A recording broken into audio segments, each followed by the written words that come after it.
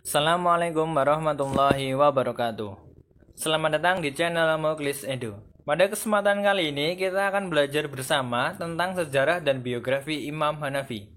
Sebelum kita mulai, marilah kita berselawat terlebih dahulu kepada Nabi Muhammad SAW agar kita mendapat syafaat di hari akhir nanti.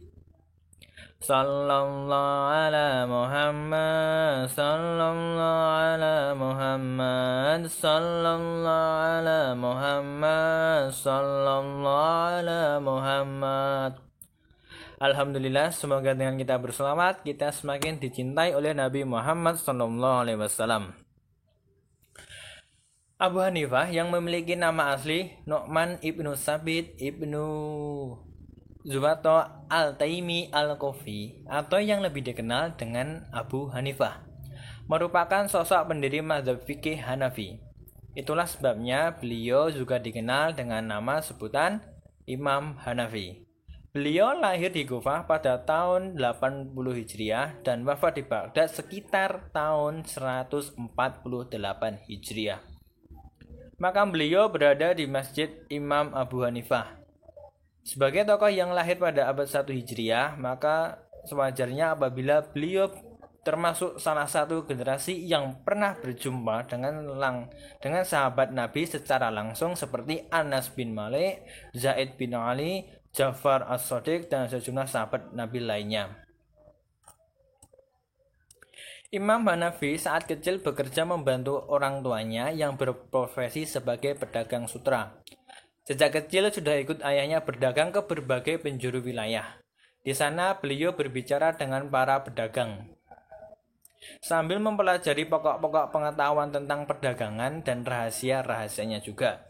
Ketika ayahnya wafat dan mewariskan sebuah toko sutra besar, toko tersebut menghasilkan banyak keuntungan untuk Abu Hanifah. Hingga pada suatu saat, ada seorang ulama fikih melihatnya dan menasihatinya agar dia mengalihkan perhatiannya kepada ulama. Abu Hanifah menjawab, minat saya kepada ulama sangat kecil. Ulama fikih tersebut kemudian menasihatinya, engkau harus mencurahkan perhatianmu kepada ilmu dan mendekatkan diri kepada ulama. Saya lihat engkau mempunyai ingatan kuat dan kecerdasan. Sejak itulah Abu Hanifah menumpahkan kegiatannya pada ilmu. Ia menyambungkan diri kepada sejumlah ulama dan tidak meninggalkan mereka hingga akhir hayatnya. Abu Hanifah selalu mengikuti berbagai halaqah para ulama di Masjid Kufah.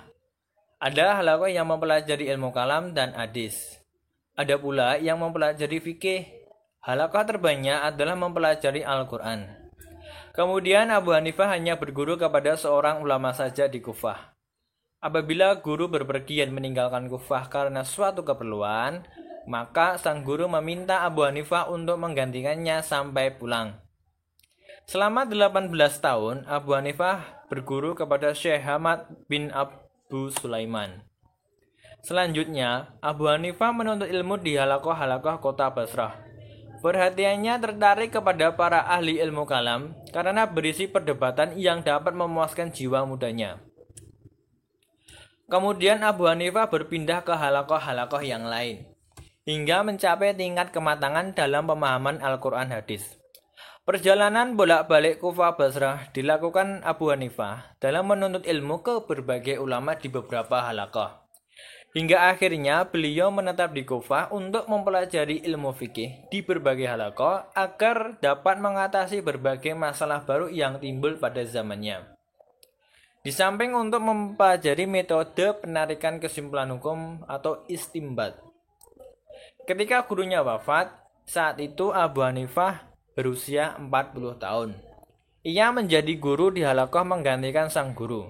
Sebelumnya, Abu Hanifah sudah banyak menimba ilmu dari ulama lain dalam rangka menghadiri halaqah ulama di Basrah, serta dalam melaksanakan ibadah haji di Mekah dan ziarah ke makam Nabi Muhammad SAW di Madinah. Di Madinah pun Abu Hanifah mendapat banyak tambahan ilmu hingga terjalinlah persahabatan dengan orang yang ditemuinya. Suatu ketika Abu Hanifah pergi ke halaqah ilmu dan meninggalkan rekan dagangnya di toko. Ia memberitahu rekannya bahwa pada sebuah pakaian sutra tertentu terdapat cacat yang tersembunyi dan berpesan agar menjelaskannya kepada pembeli jika pakaian tersebut hendak dibeli. Ternyata rekannya menjual pakaian tanpa memberitahu kecacatannya. Abu Hanifah mencari pembeli tersebut untuk menjelaskan cacat dalam pakaiannya dan mengembalikan sebagian uangnya. Tetapi beliau tidak menemukan pembeli tersebut. Akhirnya Abu Hanifah menyedekahkan semua uang dari harga pakaian yang terjual tadi dan memisahkan diri dari rekan dagang karena tidak amanah. Dalam menyeleksi sebuah hadis, Abu Hanifah meneliti kejujuran para perawinya serta meneliti pula makna hadis. Ia menolak yang kejujuran dan ketakwaan para perawinya diragukan serta hadis yang menyalahi nas Al-Quran, sunnah yang masyhur. Ia juga meneliti hadis yang beredar di zamannya. Abu Hanifah juga berpendapat bahwa qiyas juga mempunyai kriteria-kriteria yang merupakan perwujudan dan kemaslahatan umat. Kehati-hatian, tanggung jawab, dan ketakwaannya mendorong Abu Hanifah untuk waspada dalam menerima hadis yang diragukan kesahihannya. Catatan sejarah menyebutkan bahwa Imam Abu Hanifah pernah menyelesaikan kurang lebih 600.000 persoalan fikih yang berbeda. Itulah sebabnya beliau juga mendapat gelar sebagai Al-Imam Al-Adam dari kalangan ulama semasanya serta menjadi rujukan masyarakat sekitar. Sikap beliau ketika menemui persoalan fikih adalah dijawabnya dengan landasan Al-Quran dan As-Sunnah. Dan apabila belum menemukan jawabannya, maka ia simpan terlebih dahulu untuk meneliti kembali hukumnya. Jika kita cermati susunan usul fikih mazhab Hanafi, sepertinya mazhab ini tidak memasukkan maqasid syariah sebagai bagian dari teori usul yang merupakan metode istinbat hukum. Mereka justru memasukkan pembahasan tentang mencari ilat hukum atau yang merupakan pokok dari fikih maqasid. Justru di dalam fikih dan juz'iyatnya.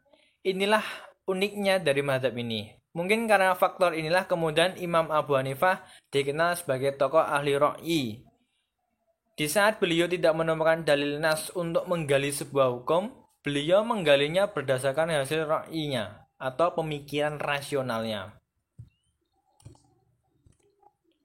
Abu Hanifah hidup pada masa Bani Umayyah, di mana ada beberapa orang yang tidak suka kepadanya karena berbeda dalam pandangan, seperti Ibnu Abi Laila dan Shirbimah.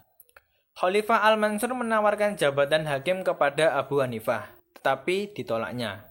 Karena menolak, Abu Hanifah dijebloskan ke penjara.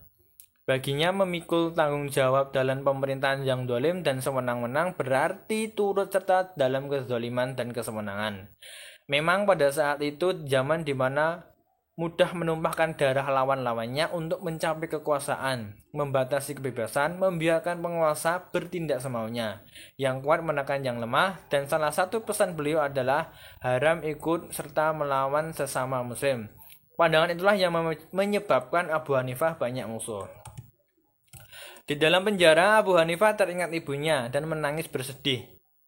Dalam penjara, kesehatan Abu Hanifah merosot.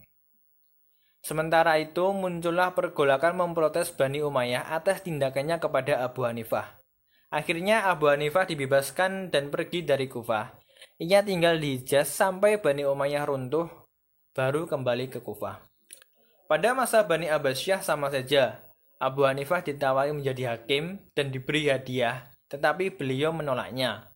Ia tetap mencurahkan perhatiannya kepada ilmu agama. Abu Hanifah mengetahui apa yang akan dihadapinya. Benar saja, Ibnu Abi Laila, Shirbimah, dan orang-orang di istana memusuhi Abu Hanifah hingga akhirnya Abu Hanifah kembali dimasukkan ke dalam penjara. Di dalam penjara, mereka terus menawari kedudukan, jabatan, dan harta kepada Abu Hanifah, tetapi semuanya ditolak. Hingga kesehatan Abu Hanifah menurun tajam dan meninggal beberapa hari ketika menjadi tahanan rumah.